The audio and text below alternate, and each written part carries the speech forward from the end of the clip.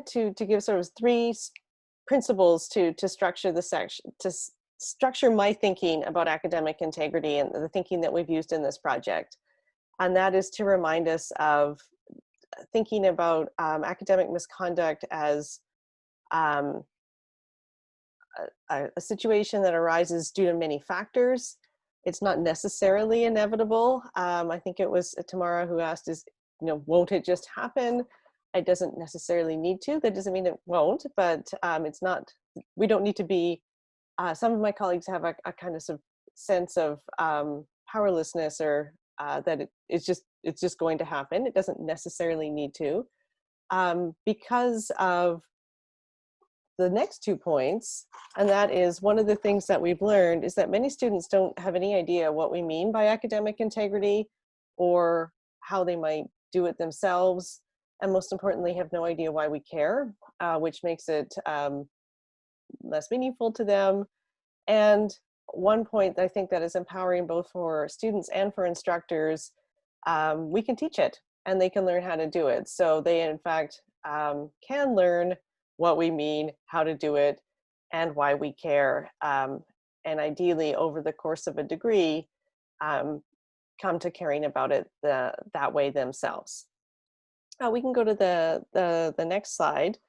And I did want to say, and just as an additional point about the inevitability or the factors, I know that when we pivoted to digital in March, there was a lot of kind of panic about academic misconduct, and researchers who work in the field of distance learning were quick to point out that they had done quite a bit of, they've decades of scholarship on this, to point out that students don't cheat more online than they do in a face-to-face environment, but they cheat differently. For example, contract cheating. And just as we made that move to pivoted to digital, there were companies that sprang up overnight ready to service our students. So I think we just need to be aware that these issues are not on the rise, but they might look a little bit different in the online environment. Okay, so if you could bring up the rest of my slide, Judy, thank you. So I wanted to situate what I'm about to share with you, and with grounding in the blue box here, thinking about existing practices. And again, I've talked about first-year writing courses, but I think these are common practices that my colleagues report from across the university. If we are not teaching academic integrity, the point that I made in the earlier slide, that students often don't know. We assume they know and they don't. And then in first-year writing courses, we were not teaching it or teaching it explicitly enough. Students were then running into issues with misconduct, and we were in effect, as Cheryl Kier has argued, punishing students for knowledge they don't have. And thinking here of Maria, your question about not wanting to scare students, the misconduct model, which is typically the default model in higher ed, which is the consequences model, that is really a kind of blame and shame model, because if we think about the language that we often use, cheating, at consequences, etc., if you don't know, and you don't know what you're doing, and you accidentally plagiarize, for example, or commit academic misconduct in another form, it's not that you're a bad citer, it's you are a cheater. So there's a certain kind of moralistic language that compounds some of these issues. So there are a couple of challenges there, but we also have the opportunity, I'm drawing on the scholarship of Sarah Eaton and her colleagues here, to take a proactive approach. That is, if we build it in the first place, think about an academic integrity framework for our courses, we can run off some of those particular challenges. And I came to this question, if we have a challenge and we have an opportunity, how can we realize that opportunity? How can we work differently? How can we teach differently to help our students know what we're talking about. How do we meet the expectations and why should they care? Judy, if we go to the next slide, please. So I've mentioned that I've run this project. So this is just as a sort of to situate the project. We began with our cheating hearts, and we have a question mark on the next to our cheating hearts as a kind of tongue-in-cheek nod to signaling our interest in challenging the normative discourse about academic misconduct, who commits it, and why.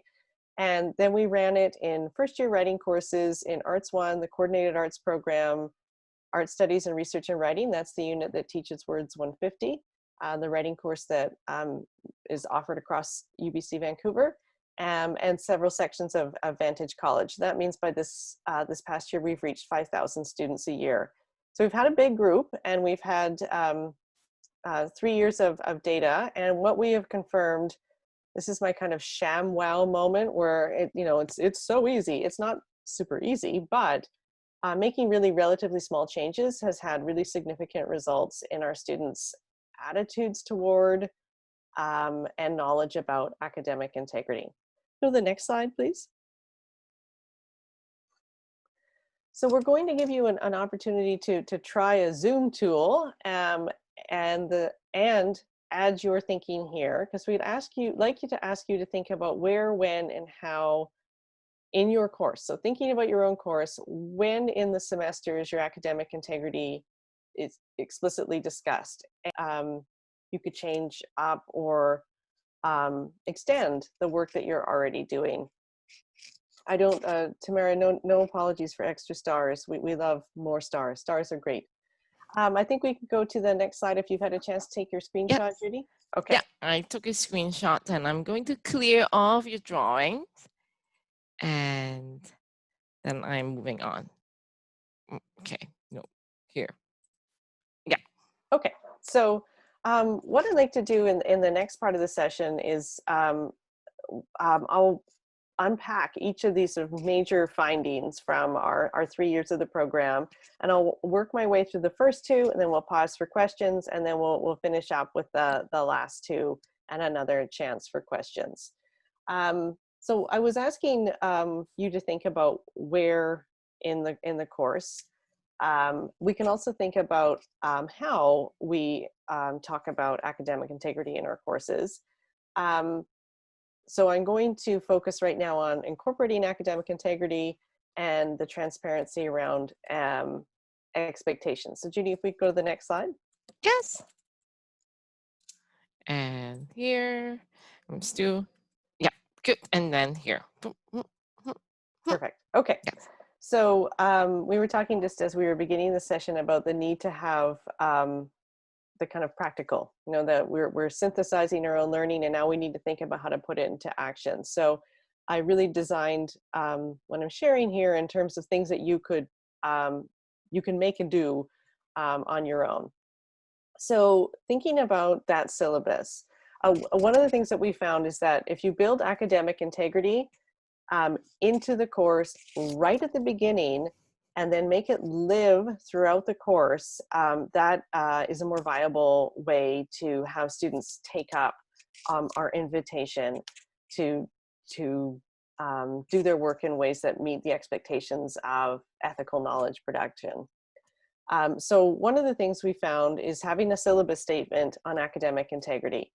Now note that I'm saying academic integrity as opposed to a statement on plagiarism or a note about cheating, but to have a kind of sizable statement about academic integrity that's an invitation to the students not to,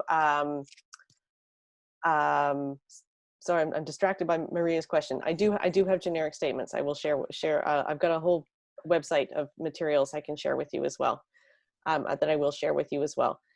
So thinking about a statement that invites students to participate in academic integrity because they are joining us as members of this academic community. And if you are in a profession as well, you could think about an academic and a professional community. If you're going to be in a medical profession or an engineering profession, or you're going to be a chemist or a sociologist, think about these as these are not just classroom Oh, sorry. techniques, but crucial to their emerging identity as scholars and professionals.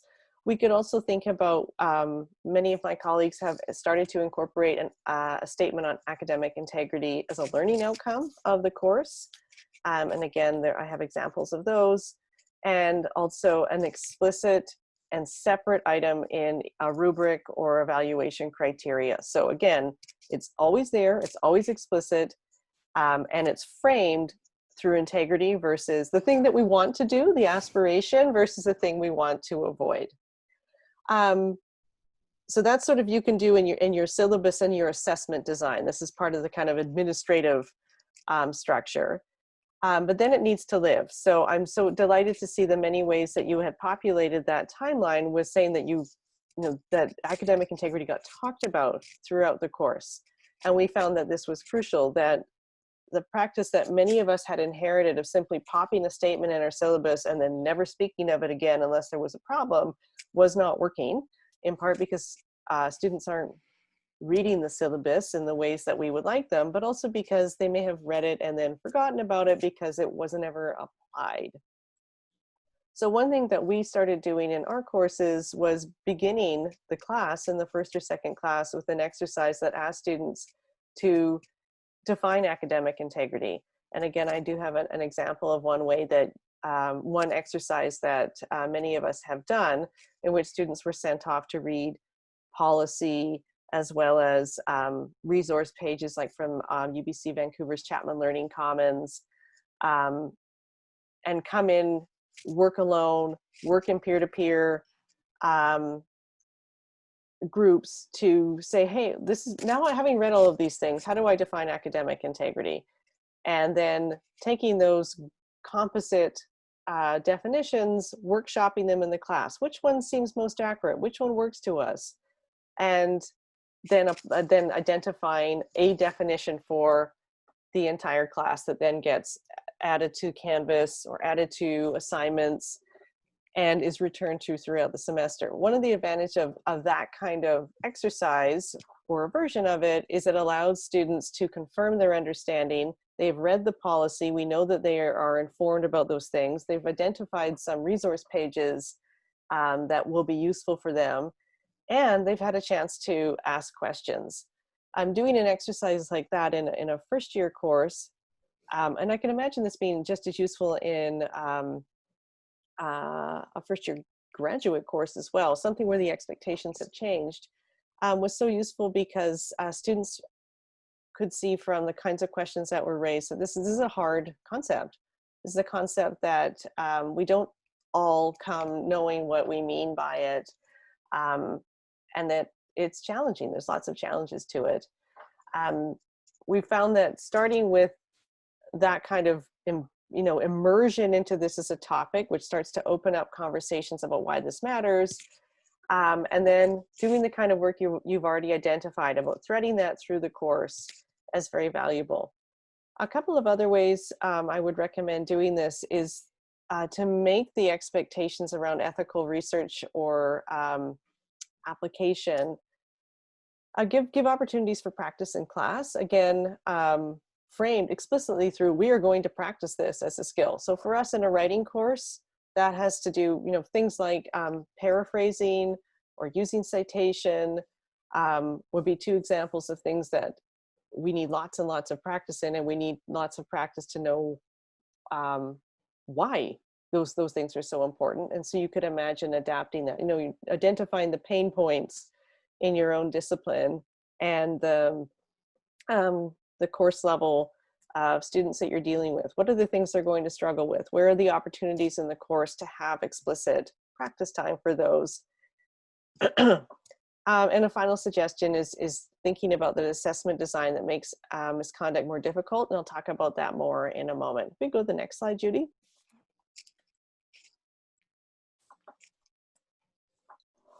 A couple of other small teaching ways, and here I'm borrowing that phrase from James Lang in his terrific volume, Small Teaching.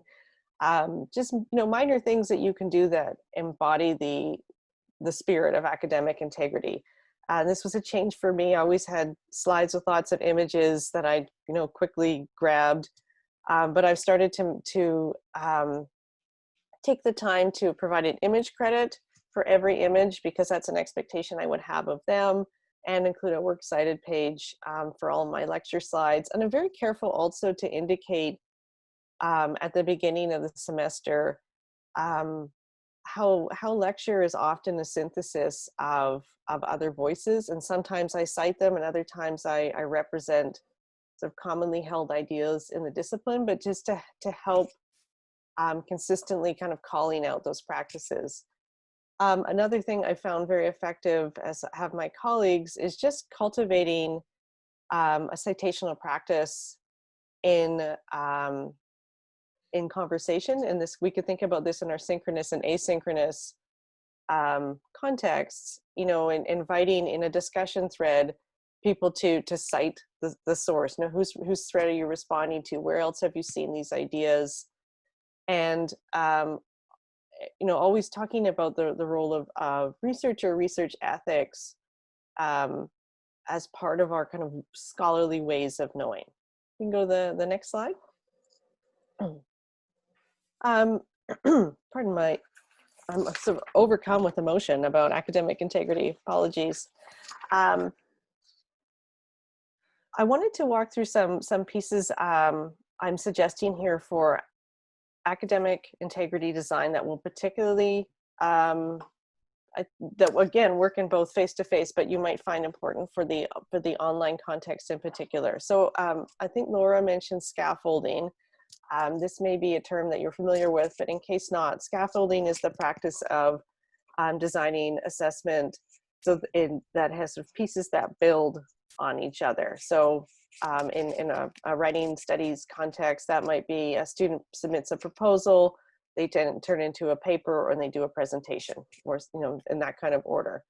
That of course makes it much more difficult for a student to take up the opportunity presented by a contract cheating, because there are all these smaller pieces that you've seen. You also get to learn the student's voice, for example, and they've designed a very specific project. As a sort of sidebar note, so the bulleted notes on the right are kind of additional components to consider. Canvas has a super peer review element, but you can do also peer review through peer forms, etc. For example, in a presentation. But I have found that that students are actually very attuned to when their colleagues are meeting or not meeting the expectations of academic integrity. And if I have included in any kind of peer review rubric or feedback form a specific explicit bullet or criteria about academic integrity, that's often prompts them to say, no, I don't think you've cited enough sources, or I'm concerned that I think that you have used others. They're attuned to it as well. And that peer review, as always, as you know, works not only to give feedback to the reviewee, but to also develop the praxis for the reviewer. Another suggestion is simply thinking about what students are being asked to produce in the course and making them as specific to your own course as possible. This makes it harder to buy a paper online. It also makes for better assignments overall, because the student has designed something that he or she would like to do. And that's certainly not entirely. None of these strategies are foolproof, but they are things that you might be able to do that are also scalable for a larger class. This is an item that I'm drawing on from distance learning. In the next item is thinking about the small group or individual oral components.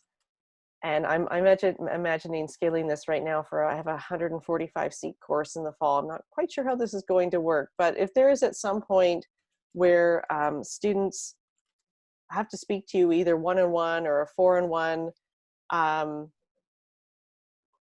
component, it is very apparent whether somebody knows something or not. So a colleague in chemistry told me about how they have adopted the practice of group lab quizzes, where the group has to engage with these kinds of things. I'm also imagining something like Judy and I were talking about before the session began about group projects and team-based learning. You could certainly say to a group in a breakout session, when I come back in 10 minutes, I'm going to be asking you about these 3 things that you have done the reading on. And each person will ask 1 question. So they'd have 10 minutes to prepare, and then you could take that up. So that's an idea as well. Again, thinking about how to scale that, how to make that manageable. Another practice that I have used successfully is a kind of metacognitive reflection or assessment. You may have encountered this in some fields known as an exam wrapper, something you hand in with the exam, or an assignment reflection. Not only do these elements allow students to reflect on the learning that they have done, because you can ask them things, for example, about how did you study for this assignment, or what was your writing process like? What worked well? What would you change? But also I have them do things like, what is the most important point in the project that you've made, and why? Or, these kinds of things, something where they will need to reveal how and why they've come to a particular conclusion.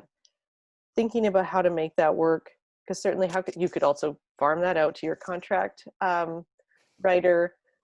I'm thinking about, again, is that done in a smaller class? Is that a one-on-one interview? Is that done in a peer-to-peer group that's then shared with the instructor? Do you have an array of different reflection requests, questions that mean that not everybody gets the same one and they have limited time in which to do it? So again, I think that these are things that work well in face-to-face and that can be adapted So a couple of points we raised, and I have certainly alluded to this already, but one thing I have confirmed, both through my own practice and the practice of my colleagues in this project, as well as immersing myself in the literature about academic integrity, and is to think about the why piece as too abstract. If we say to students, why should you engage, conduct yourself with academic integrity, there needs to be a kind of motivation other than let's just not get caught, which is a compelling motivation, I appreciate, but not the kind of intrinsic uptake of academic integrity as so essential to our practice as scholars. So what I would encourage you to do, and what I've encouraged my colleagues to do, is to really frame academic integrity as having a value associated with our identity, as I mentioned earlier, as scholars and professionals. So thinking about the frameworks we're establishing around expectations that matter, both generically, academic integrity is a value of the academic community, but academic integrity in sociology or kinesiology or land and food systems or in chemistry, because that will have a more immediate meaning. If we go to the next slide, Judy. So some suggestions, and I would welcome your ideas as well, to think about particular case studies where there's been some kind of misconduct in your discipline, or a kind of gray area. This is really important because there's often those places where, even for ourselves as seasoned veterans of research, where we think, not sure what's happened here. But case studies where students can think about, is there misconduct here or not? If so, why? And that can be a peer-to-peer activity as well. And again, as with the definition exercise I discussed at the beginning, that kind of debriefing time is essential, because that's where the questions will come out and be cultivated. Plus, time to do this in office hours. One of the most gratifying things that we've discovered in the course of this project is because we've been building in this discussion about academic integrity in a shame-free, invitational kind of way, where students felt allowed to ask questions about it. They wouldn't be embarrassed to admit that they didn't know what everyone already knows. They come to office hours and they bring those kinds of questions. And often they begin with those kinds of questions, and then they move on to other. So we just get them in the door because they have a question about where to put the period in a citation. And then we have these more substantial conversations. So that's one instance. Another suggestion is to think about not only discipline, but degree of complexity or transferability. So for each assignment, and many of you talked about how you, in fact, do talk about integrity in anticipation of each assignment, and that's terrific because the applications of academic integrity will look different depending on what the assignment is. An example from my own teaching is, my students were sort of deeply embedded in this thinking about the need to cite sources and acknowledge the scholarly conversation. And they understood that clearly in the context of sort of formal assignments, traditional classroom work. But when I asked them to write their first blog post, nobody cited anything, nobody linked anything, no image credits. And so we had to have a big collective teachable moment there where we had to think about, these are practices that do transfer. They might look different though. A blog seems like a different kind of genre or a different kind of form. How do you make academic integrity transfer? What does it look like in that context? Judy and I have talked about the challenges that group work presents. This is the scholarship on this is, this states this is challenging for everybody. So what are ways that, how are they going to, appropriately acknowledge the work everyone's done in a group? And what I usually do in those contexts is I turn those questions over to them. Okay, we have a new assignment. It's asking you to do these things. How will we do those things with integrity? What solutions or suggestions do you have? Things that have come up in the past include sort of a kind of post-assignment reflection in which they had to discuss the contributions made by everybody in the group, or they might collectively write and assign a summary of who's done what. But again, if they can generate those suggestions, that's most helpful. And finally, and this is this works particularly well in a senior course or a course in which a student is already in a discipline or profession, asking them, well, what does it matter? What does it matter if an engineer falsifies the calculations, or a biologist, fudges the data in a study, or a sociologist, doesn't anonymize community sources or acknowledge the community sources? Having them think about the kind of lived implications of the research that we do takes it again past the classroom to think about the work we are doing in this institution that is shaping the world around us. It's shaping public policy. It might be shaping drug trials. And that will have a kind of end result that might make the urgency of academic integrity more compelling. I think we can, I've got a little canary here because I often talk about academic integrity issues or academic misconduct issues as being the canary in the coal mine. Because my conversations with students, when we're typically about misconduct, have illuminated the many other related knowledges about higher education and its practices that too often we assume are commonly known and that we don't teach. So for example, I have interviewed students for academic misconduct cases who've ended up there because they just didn't know how the university worked. And these were not all first-year students, and some of them were, in fact, graduate students. For example, they didn't know they could ask for an extension, or that they could take a late penalty, or they were so embarrassed by the fact that they didn't know what citation was that they didn't think they could ask. So there's a kind of institutional knowledge that we could be opening up. At the same time, a number of students end up in misconduct situations because they're in serious crisis, and since they don't know how the university works, they don't know about the resources that are available to them, or they don't believe that they should be accessing them. In fact, in many cases, I would say that the students didn't believe that they mattered enough as individuals, that the institution would care.